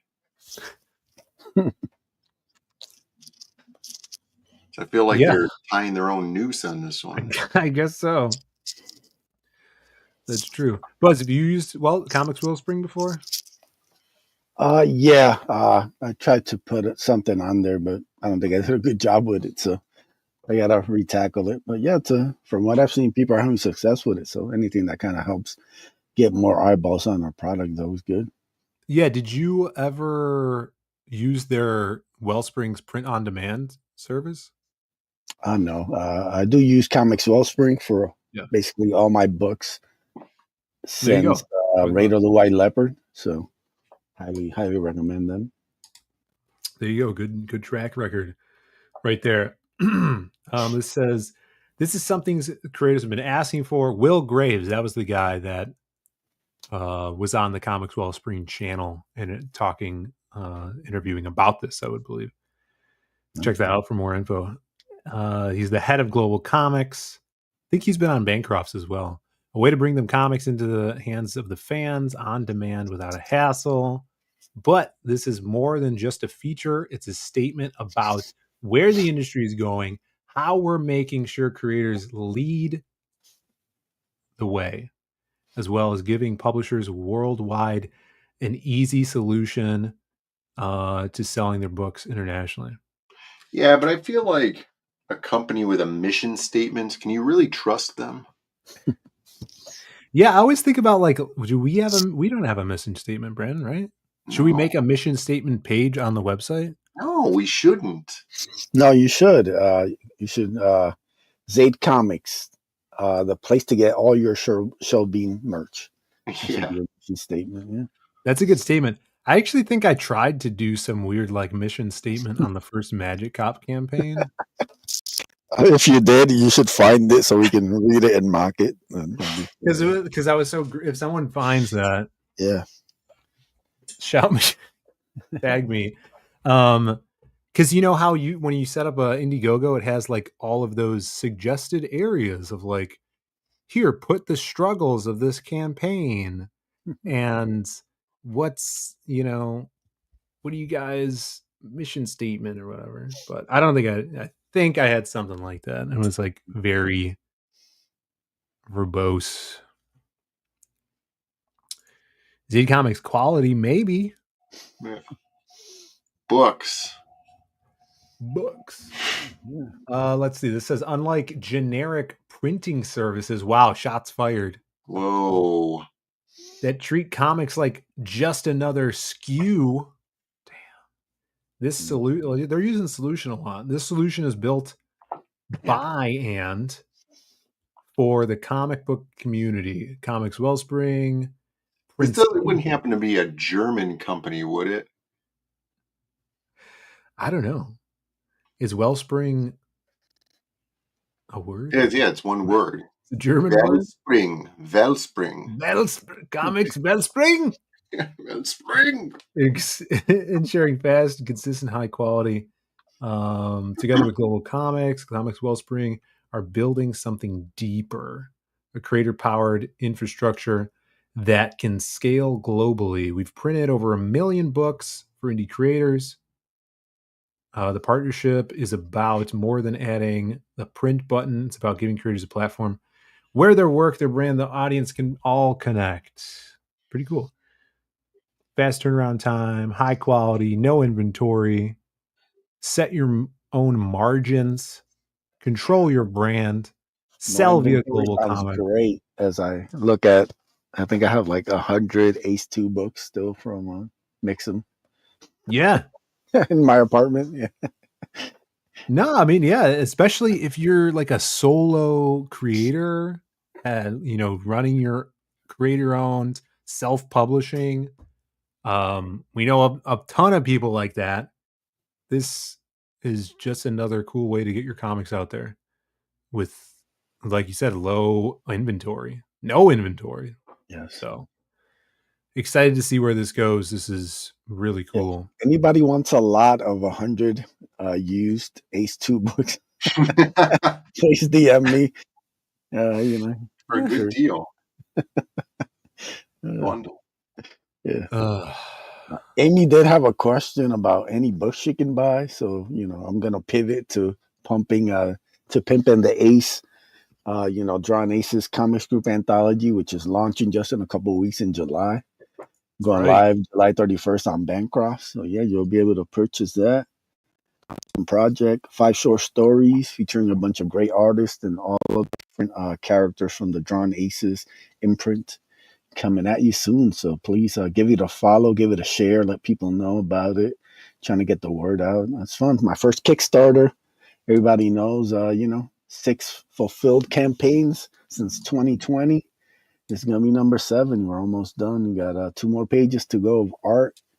Yeah, probably like 6 or 7 pages to letter. So everything's on track. So go give it a follow there. Somebody drop the link, please, in the chat. Yeah. And I have some sick art. Tons of talented artists. Maxi Dallo, Joe Ball, Barbusco Comics, Avery Butterworth, Rafael Crestani, Hal Comics with the awesome cover. SK doing the letters. And yeah, it's fun. We're introducing some new IPs here with Xavier and Blue Blaze. So it's a little bit of the old, a little bit of the new right here, all coming together. It's basically everything I've been working on for the past 6 years into one format. So I'm really excited to get it out to people. Yeah, this is awesome. You guys definitely follow this. Thanks for dropping that link there. It's in the description as Thanks, well. Marcus. And Yeah, dude, I love these maxi pages. I remember when you were getting these done. Yeah, these are This little sick, mini man. story. I get them to do some more in the future. It's just so much I want to do. Sometimes it just things have to wait. I still gotta get Ricardo to do something for Bloodbone. I want to get him to do something else, but just gotta. Hopefully, this can succeed, and we'll get started on some more cool stuff. Everything I make from these books goes right back into making the next couple comics, so it's all going pushing forward.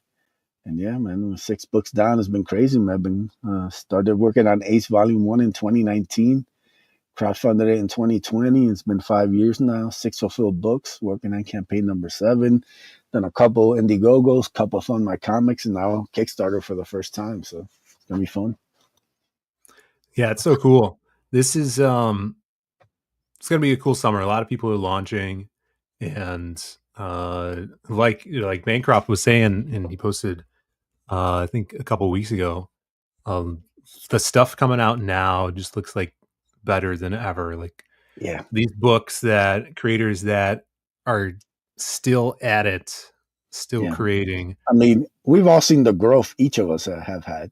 I've seen you guys grow from Magic Cop to Lost Pages to now this Western book, and it just gets better and better. Cooler ideas, better art, just better storytelling and everything. You just kind of keep learning and growing. I think people have seen the growth from Ace Volume 1 to even like Ace Volume 3. There's been a huge jump in quality as far as art. I think the writing has gotten better. So yeah, we just keep growing and keep creating. Definitely. Yeah, this is a good idea.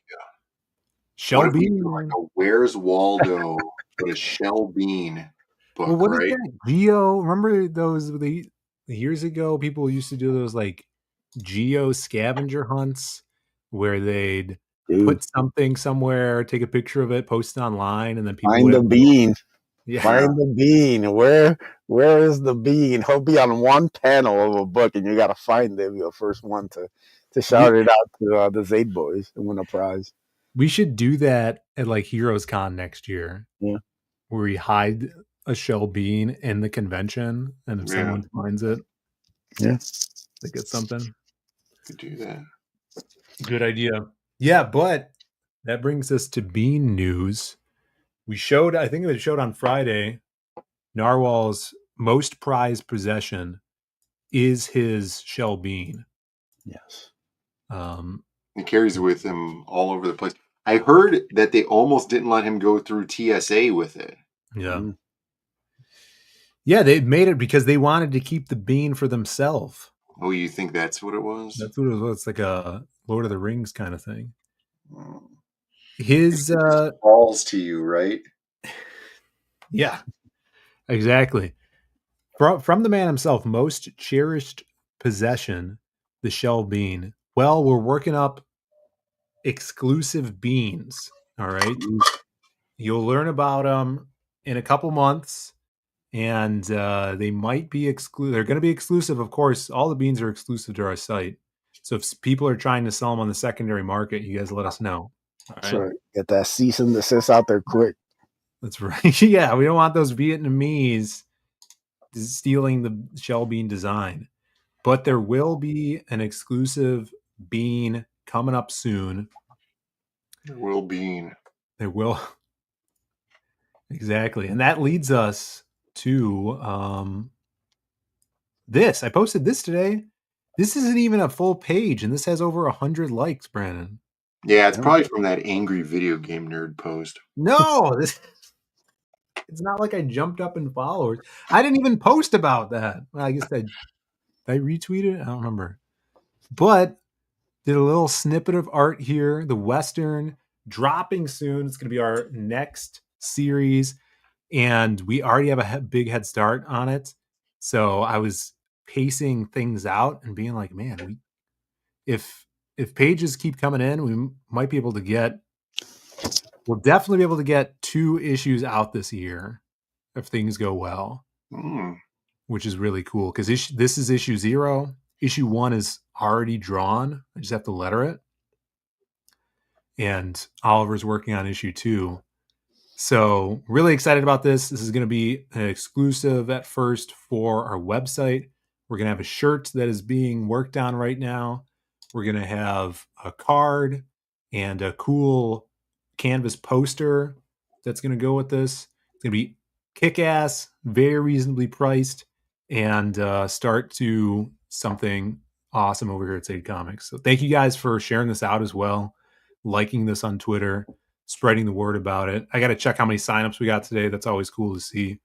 And yeah, you guys could learn more. Go to zadecomics.com, sign up, get some glimpses at some cool art. I got to put a badass trailer together for it. And we talked about announcing the title this week. I've consulted the Vampire Council and asked them what they thought, if we should release the title early or if we should save it for launch day with the trailer. I think we're leaning towards save it, hold off on it, to build some more mystery and hype. So I think that we might be rolling with that. Give us a little extra time to put the trailer together as well. We got kick-ass music, kick-ass voiceover. It's going to be dope. We got Rick Saylor in the chat with the membership chat, 20 months. Says, Mr. Shell Beanhead, arms, legs, etc. What do you think about that? A toy? I wouldn't. If we were going to do that, I would go and do other stuff first. I want to do Shell Beans in a Barrel, the game, the tabletop board game. Mm-hmm. Thinking maybe a Shell Bean plush. We could have those manufactured in Vietnam. I'm hearing Vietnamese are pretty good at manufacturing. Dude, a plush would be hilarious.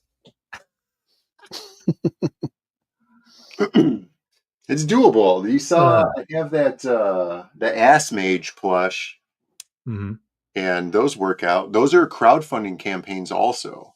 Right. You know how they do those. Oh my God, are we gonna get a full Shell Bean merch campaign? That'd be the greatest thing ever.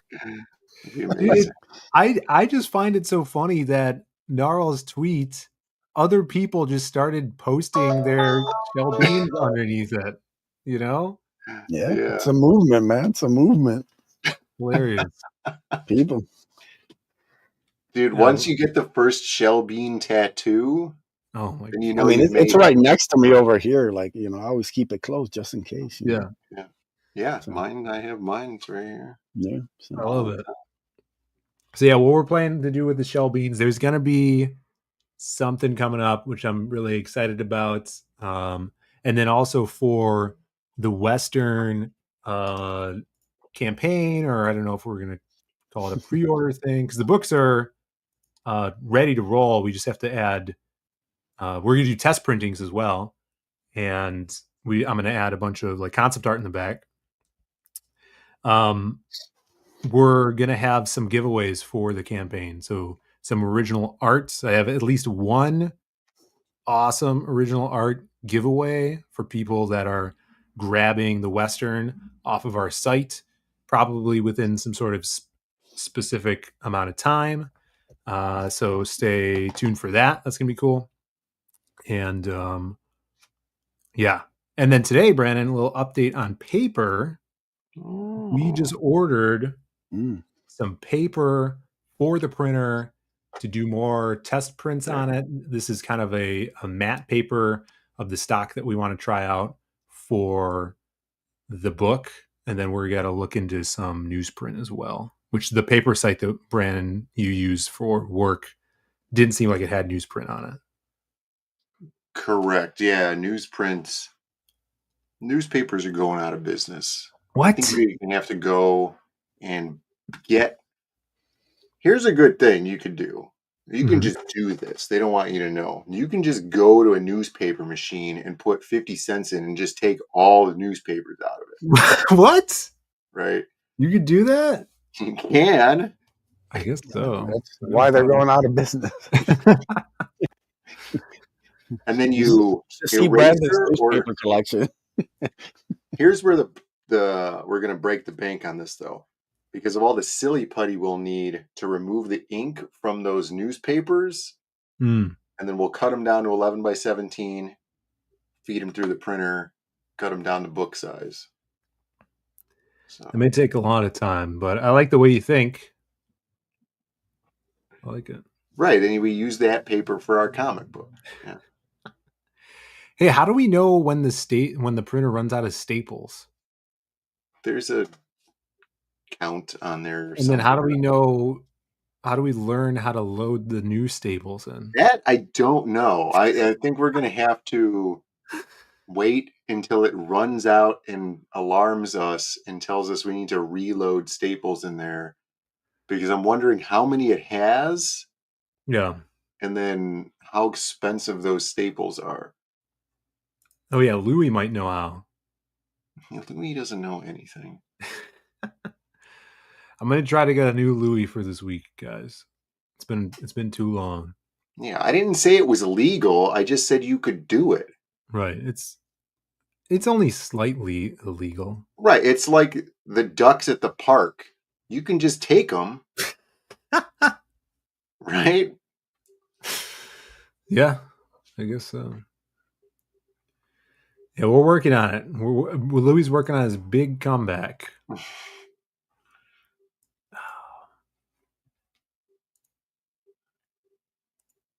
Yeah, we do it like this better, Whack-Ass. It's kind of like a pop-up information game.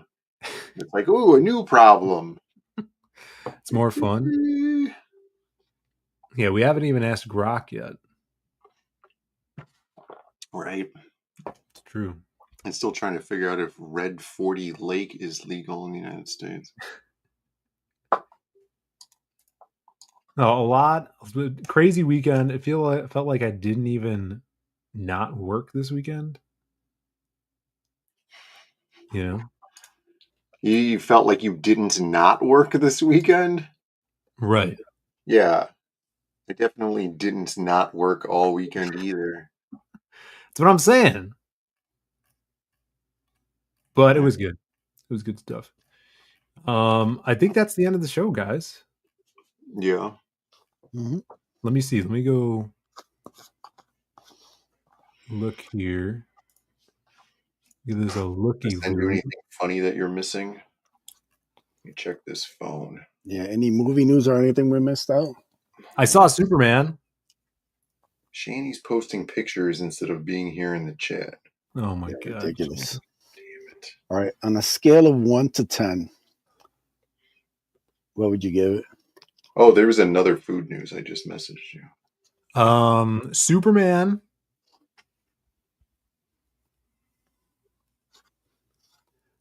I saw the film, and then after the movie was over, I'm like, I don't know how I feel about the film. I mean, there's a lot of stuff that I would have wanted to be different, but it wasn't a bunch of like interrupting jokes from James Gunn. There was some corny stuff though, and I don't know. I'd give it like a. How terrible was the monkeys? Super shit nonsense. The monkeys. Yeah, that typing was monkeys trolling Superman or whatever the hell it was. What was it? 1,000 monkeys at 1,000 typewriters? Yeah, basically, but they were computers. That was like, there's this whole area of the movie that is like very golden age, or I don't know what you would consider it, where it's just like there's mind controlled monkeys that are posting on the internet to make Superman look bad, and they're just like, that's all they do. They just post on the internet to make him look bad. And it's not like a big plot point. It's just like a little silly thing. But yeah, I mean, that's the old school golden age evil stuff. Yeah. It's hard to tell. They don't even write their own music. The Monkees? Yeah, but they're still better than the Beatles. Yeah. The Monkees were fine. The Monkees being freed made Whack-Ass happy. I don't know. I'd have to watch it again. I'd probably give it a 7 after I watch it again. Mm-hmm. I thought Superman looked great as Superman. he looks like Superman. You gotta say Everybody, no homo. You gotta say no homo after that. Yeah, no homo. Yeah, I don't know. I'll have to give it another Brandon one. always looking out for you, Phil. Yeah. Superman looked so good. Here's the thing. Oh, no homo. The thing that I really didn't like is because I like this character, but they made Metamorpho like a wimp ass punk and not cool at all. And someone that loved Metamorpho in the Justice League animated series, where he was like this Indiana Jones badass character that got these weird powers from a stupid Egyptian thing. He just seemed, it was just, they're just like, oh, we're going to make this guy just a really sappy kind of dweeby guy. And he has a D-list character, but I like Metamorpho. I mean, if you're going to present him in the movie, your job should be to present him as the best way possible. Yeah. And someone was saying, someone that's usually I was talking to, maybe they were in the chat, they're like, oh, that actor's a really good actor. And the script was, oh, he's this crybaby guy.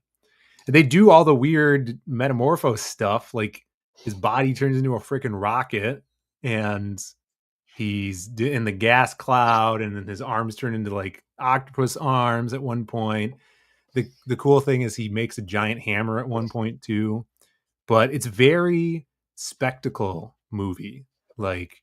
And I saw someone else talking about it where I don't remember who it was, but they were there. Maybe it was Perch was talking about where it's like point A to point B to point C to point D, where it's like this happens and then this happens and this happens and then this happens. There's no like big reveal twist thing. It's just like very much spectacle. Oh, you didn't like the Jor-El reveal? The who? Jor-El. Oh, that reveal? Yeah. I thought it was fine, but I thought it should have not been real. I thought it should have been manipulated by Lex. You know, what do you think? Did you see it? No, but I keep up with all these movies, so I know everything that happens. He just reads the scripts, you know. It's like, yeah, I basically go and read all the scripts and be like, "Oh, this is shit." James Gunn. I thought it was fine, but Venom too. Oh my god, that's the worst script ever. Anyway, I thought the Jor-El reveal to me was that Bradley Cooper was playing Jor-El, and I didn't know that, and I'm like, what? This guy's in this movie? I did like though that he wasn't speaking English, so in the whole movie, there's the message that Superman's parents leave for him, and they're like, oh, we love you, we're sending you to this planet, but it's not in English, it's in Kryptonian, and it sounds like, you know, Latin or whatever, and the robots are translating it for him, or for the audience basically, because obviously he already knows it by heart.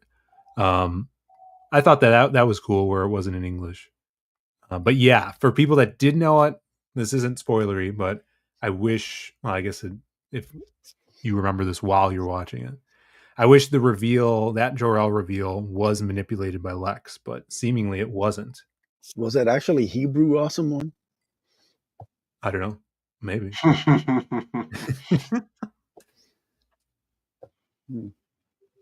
Yeah, could have been. All right.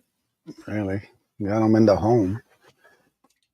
If it was, that doesn't make sense. It should not have been. It's just a coincidence. Yeah. How? Yeah. And our languages are exactly the same. Yeah, just amazing. Yeah, but I'll have to watch it again. We'll get the second viewing review from Phil. Yeah, in like a year or something. Whenever Brandon decides to watch it. I don't care about watching it. Phil was watching some video about some guy who had watched it while he was watching it. And that's true. Go on. And he was talking about how like this guy is so tired of these big world-ending events that it loses all meaning. And I've been saying this about every single superhero movie for the last 20 years, as soon as they started creating like the cinematic universes of stuff, from when it goes from the struggle of like Tony Stark in the first Iron Man, where he's just having to personally deal with all this shit. And then now it's like, oh, the universe is going to get destroyed by this space wizard. Yeah. It's like, I can't comprehend the ramifications of the universe getting destroyed. That doesn't matter to me. Like, the Earth getting destroyed is meaningless because the number is so large. But, like, when it's close to home, like, that's why Mr. Freeze's thing is so good, because it's like, dude, your wife is dying, right? You could relate to that. Your loved one is dying. You would do anything that you could to save them. I don't care about the city. The city could go to hell. I want this person to be fine, you know? Yeah, that's true. And they do the whole thing where it's like, it's this big, the city's going to get literally ripped in half event. Slight spoilers. But it doesn't really mean anything because, oh, everybody evacuated the city. Well, yeah. And then the guy in the video too was like, it loses meaning because you know the movie's not going to end with the city having been destroyed and Superman losing. Right. So it's not like, yeah, but what if oh it my did? God. Huh? But what if it did? Yeah, if it did, then that's a subversion of your expectations. And that could be done well. Then you'd have to do a part 2. Imagine a movie where Superman gets his ass whipped and he barely survives at the end. His city's destroyed and he has to kill his number one enemy. Did you like that? Just imagine if we got something like that. But no. Superhero movies, yay! James Gunn, yay! Jokes, Marvel, MCU, yay! The closest thing you'd ever get to that recently was when they did Infinity War Part 1, right? Where they snapped and everybody, half the population of the universe got destroyed. Yeah, but they called it Part 1, and you knew there was going to be a Part 2. Mm-hmm. So it's like, at the end of that, when they wanted you to cry, you were just like, well, all right, Part 2, right? But when, like, the horse... Brandon, the Vision died. Who cares? You're heartless. He's not even a human. The Vision died in front of Wanda. Oh, no. Don't you have a heart?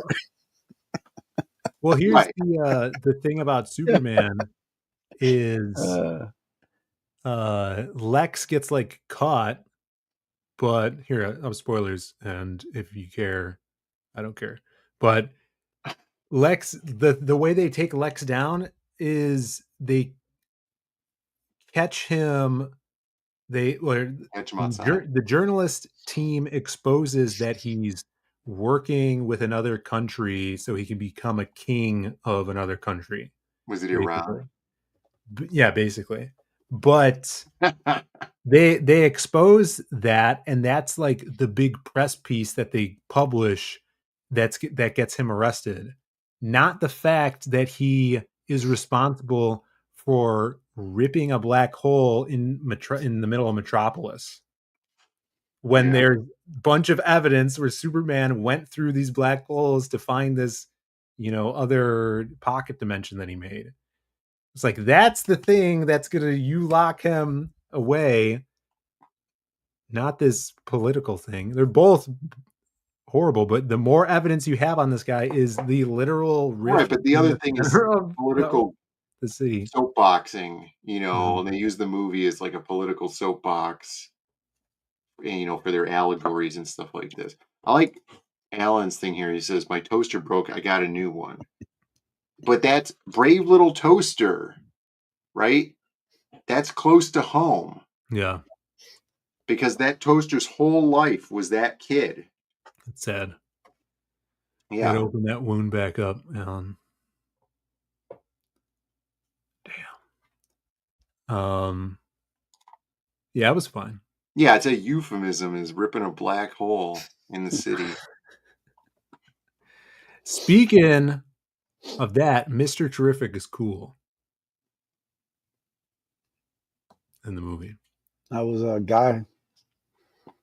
He was funny. He was fine. Didn't he look old as hell? He looked old. Yeah, he should not have been. Yeah, but we think he old. looked old as hell. He looked old, and he didn't quite fit great in his costume. His costume could have been cooler. He sized him. $275 million movie. Can't even get costume right. Amazing. Did he have like the little fat guy gut hanging out from underneath his jacket above his pants? Well, there was like so many layers. How bad was the wig? They made a joke about the hair. Of course they did. Yeah. They can't just... Mr. Terrific was in it more though. Like he was the standout supporting hero. Did they mention Red Dye 40? No. No, he only was Red Guy 40. And you say, Red Tornado 40. Mr. Terrific had like a southern Louisiana black guy accent from the 1980s. And it was as if like if this was in the 80s, Eddie Murphy would have played Mr. Terrific. Yeah. And he had like all the one-liners. He just like shit. You know. Did he say child a lot? Did he call people child? No, I don't think so. But he had that caricature black guy voice. That's funny. And then also a hilarious thing was like that voice. I'm like, oh, James Gunn specifically wrote this character to have this caricature accent. Also on the journalist team, there's this chick, and I know she's from the comics. Let's see, Daily. I want to get her name right. Grant. Yeah, Cat Grant. Have you seen her in the movie? I've heard about it. Yeah, dude, it's like, oh, this is James Gunn's way of expressing his trauma film background. Cat Grant is like this short bimbo chick with huge amounts of cleavage that doesn't need to be in the film at all. Tits McGee. Yeah, it was hilarious and appreciated. Pull her up. I don't think I've seen the actual picture. I've heard. Superman film. She'll be Babe of the Week. Yeah, at least something good came from this movie. There you go. And there's literally a point at the end where they like save the day or whatever, and they're jumping up and down in slow motion, and it's you see her bra or whatever she's wearing under her shirt. Yeah, it was this chick, Michaela Hoover, big hair.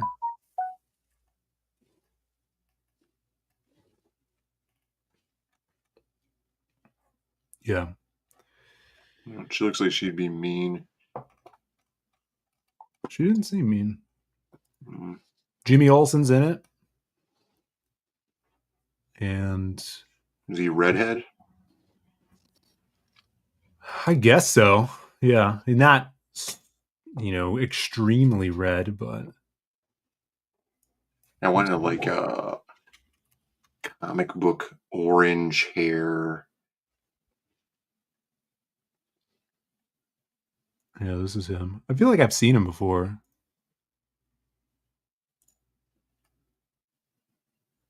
Yeah, I guess it's red, huh? I guess.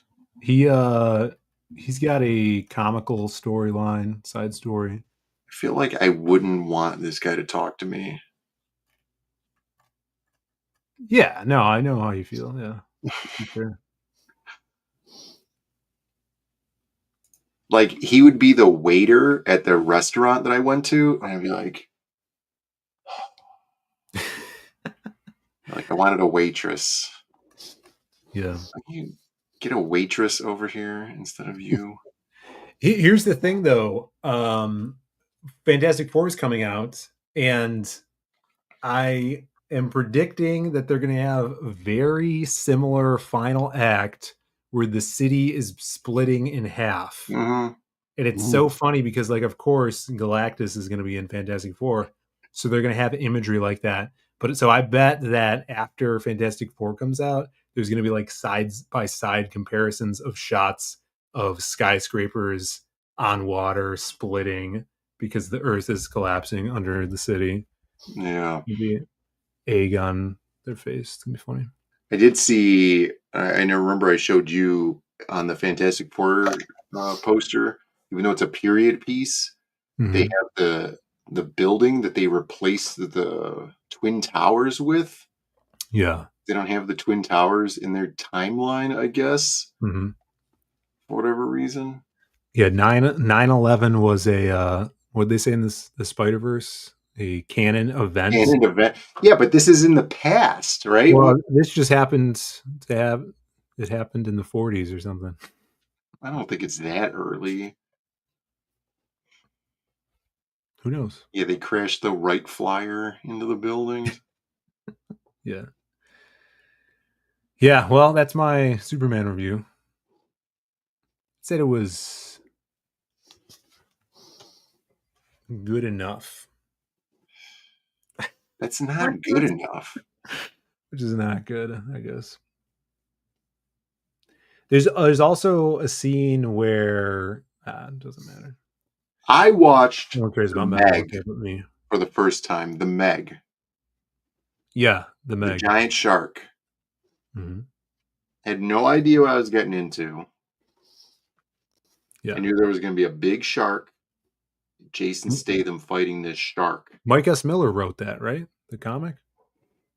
I think he did the comic, right? Oh. I don't know. Did he just publish the comic adaptation of the movie or whatever? I don't know. So I have to watch the Meg 2. Now you have to? Yeah, I have to watch the Meg 2. You'll die. If you don't in 7 days, you'll die. Right. Oh, dude, I got 2 days left. Okay, I gotta watch this. Yeah, it is all right. The hand-to-hand combat between Jason Statham and a 50-foot long super shark was funny. That's awesome. Better than Superman? I would have, if they were both at the movie theater, I would have gone to see the Meg instead of Superman. Wow. Just because I don't care about that anymore. I'm tired of their crappy adaptations of stuff. Like with the Meg, right? It's, listen here, fish. I'm going to tell you what's about to happen. There's one line in Superman that was really cringe and was like, what? When did that happen? And Lois Lane refers to herself as a old school punk rock chick. They do a flashback of her dancing. No. Yeah. There you go. Crypto That was my Meg review. They should have left Crypto getting punched in, though. For the Simpy. Yes, that would have been great. Oh, man. And then it's also like the trope of the bad guy has the same superpowers as the hero in every Marvel movie. Yeah, it's stupid. Yeah. So I'll just not think about it. Yeah, it's there you go. 7 out of 10, guys. Yeah, I'm still holding on hope for Lobo in Supergirl. There you go. We'll see. All right, that's been the Hardline, guys. Thanks for watching. Sorry, it was on a down point with this Superman review. Well, I tried to lighten it up with the Meg, but you just no-sold it on me. It just makes me think of Meg Griffin.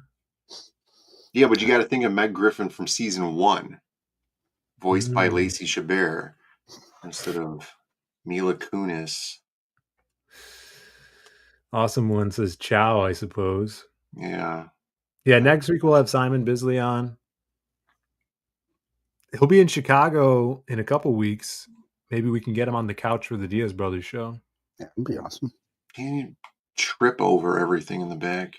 Well, we'll have to move some stuff out of the way. We'll take him to Fogo, stuff him with meat, bring him over for the stream. And sit him on the gurney and wheel his corpse into the thing after he dies. Yeah. And then we'll get him on. So that's the show. We'll be back Friday with a stream, supposedly. I think Creative Block's on some channels, not mine. I think it's on Jake's channel this week. I'm not too sure. But have a great week. Keep following all the stuff we're doing. Links are in the description below. Appreciate all of the shout outs and retweets and all that stuff. Lots of stuff launching soon. Go support some peeps. I think I backed like 2 books this week. I backed a lot of cool stuff coming. Yeah. Stuff getting ready to ship out to people. I think Stim just did an update. I think he just got the proof. So he's getting ready to ship out Hellzone. So yeah, that's awesome. A lot of people have feeling this would be great. Biz signing Salama would be awesome. Yeah, that would be insane. Legendary. What else did I back? I backed John's Longbox's book this week, 1 and 2 of Heroic Tales. And then I think that was on Fun My Comic. I think I did a Kickstarter 1 too. I'm looking at my email here. I'm getting Black Phantom shipping to me. I got that notification. And not Carnal. Go back Carnal. I can't remember. I don't know, with this new car design, I might do a refund on that. On Carnal? Yeah. Can't win them all. Yeah. Eudaimonia. I backed that. Book 3. That's what I backed. I just found it on Indiegogo. There you go. Back some books. Read some books. I got a lot to read. And we'll catch you on the flip flop, everybody. See you later. See you. How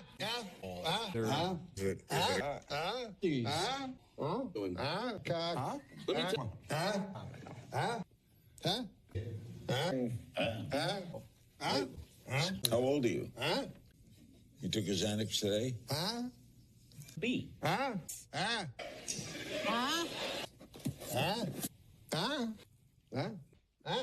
Sauerkraut. Learned about.